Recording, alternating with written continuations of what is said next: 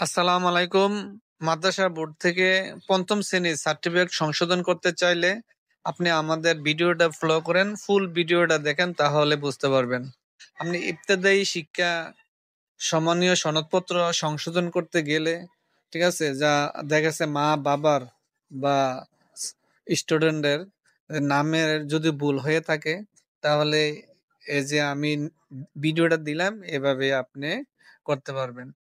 আপনার প্রথমেতে আপনার উপজেলা অফিসে যাইতে হবে, শিক্ষা অফিসারের কাছে।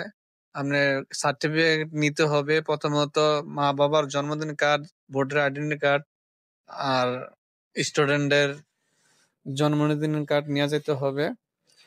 তারপর এটা যে কোনো একটা কম্পিউটারের দোকান থেকে এটা ইয়াটা আবেদন নামাটা কইরা, তারপর আপনার সোনালী ব্যাংকের থেকে ৩০০ টাকার একটা ডাব নিয়ে উপজেলা অফিসারের কাছে যেতে হবে। তারপর যাওয়ার পরে উপজেলা অফিসার সিগনেচার করার পরে আপনার বোর্ডে জমা দিতে হবে।